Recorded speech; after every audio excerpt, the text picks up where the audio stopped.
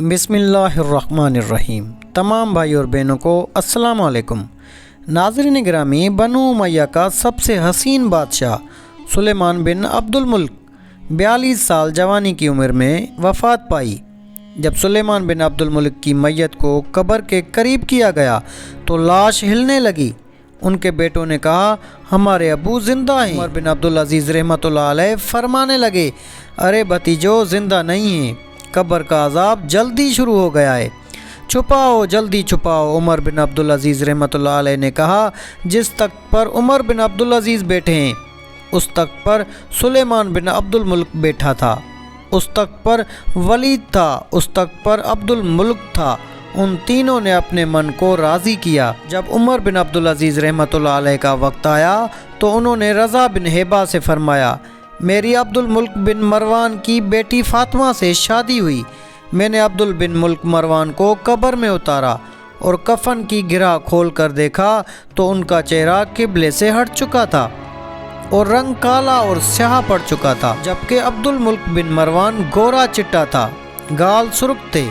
پھر میں نے ولید کو قبر میں اتارا، میں نے اس کے کفن کی گرہ کھولی تو اس کا رنگ سیاہ ہو چکا تھا، قبلے کی طرف سے اس کا چہرہ ہٹ چکا تھا۔ پھر سلیمان بن عبد الملک کا کفن کھولا، اس کا چہرہ بھی قبلے سے ہٹ چکا تھا، رنگ سیاہ پڑ چکا تھا۔ میں جا رہا ہوں، مجھے دیکھنا۔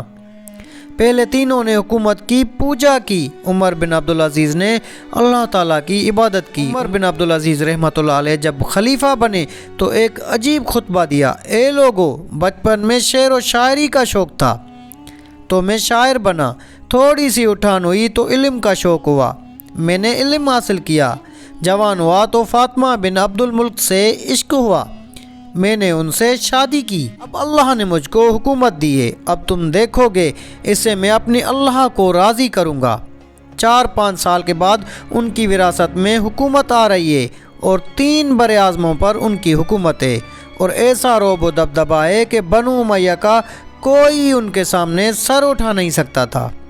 3 براعظموں میں زکوٰۃ لینے والا کوئی نہ بچا، 3 براعظموں میں سوال کرنے والا کوئی نہ بچا، 3 براعظموں میں ظالم کوئی نہ بچا، 3 براعظموں میں مظلوم کوئی نہ بچا، لیکن خود کیسے رہے؟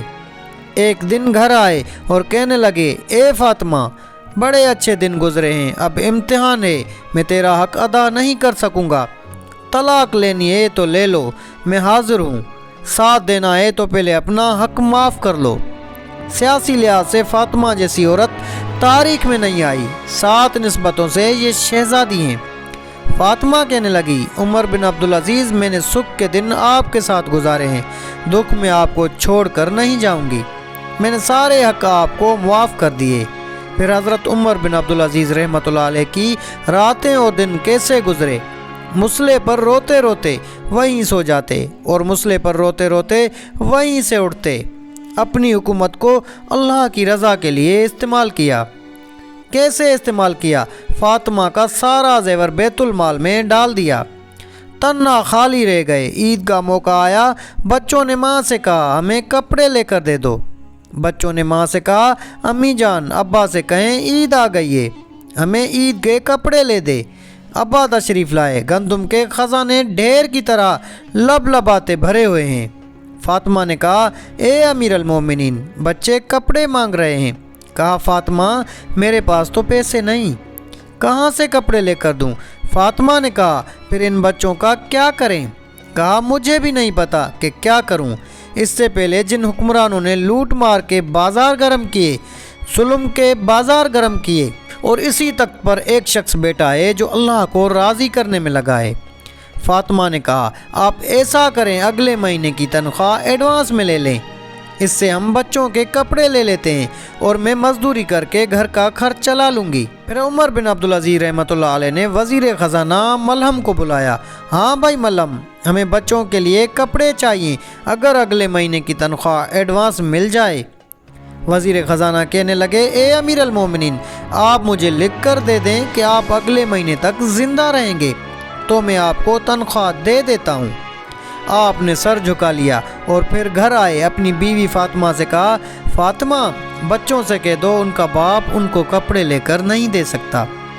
عید کا دن آ گیا، بنو امیہ کا خاندان ملنے آ رہا ہے، سارے سرداروں کے بیٹے اعلیٰ ملبوسات اوڑے سب ملنے آ رہے ہیں۔ تھوڑی دیر بعد دیکھا تو بچے بھی ملنے آ رہے ہیں۔ امیر المومنین کی حیثیت سے بچے باپ کو ملنے آ رہے ہیں اور ان کے جسم پر پرانا لباس ہے۔ حضرت عمر بن عبدالعزیز رحمۃ اللہ علیہ نے ایک طرف دیکھا تو سرداروں کے بیٹے اور ان کو قیمتی پوشاکیں پہنی ہوئی، ایک طرف اپنے بچوں کو دیکھا تو جسموں پر پرانا لباس۔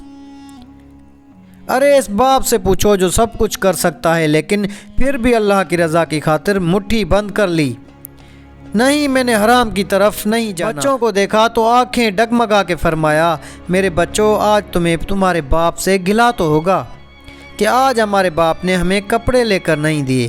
بچے کہنے لگے، ابا جان آپ کو عید مبارک ہو، آج ہمارا سر بلند ہے، ہم شرمندہ نہیں ہیں، آپ کو مبارک ہو، ہمارے باپ نے قومی خزانے کی بدنیتی نہیں کی، ہم شرمندہ نہیں ہیں، انسانوں کو کپڑوں میں نہیں تولا جاتا۔ میرے پیارے معزز خواتین اور حضرات، کہنے کا مقصد ہے کہ ہم ایک معمولی سی چیز کے لیے لاکھوں خرچ کر دیتے ہیں۔ یہاں پر آپ کے مقام کا یہ حال ہے کہ بادشاہ ہونے کے باوجود بھی مال سے فائدہ نہیں اٹھایا، اللہ کی رضا کی خاطر اپنے بچوں کو بھی خاطر خواہ نہیں لائے۔ اللہ سے دعا ہے کہ ہمیں ایمان کی موت عطا فرمائے اور دنیا کی عارضی عیش و عشرت کی دنیا سے نجات عطا فرمائے، آمین یا رب العالمین۔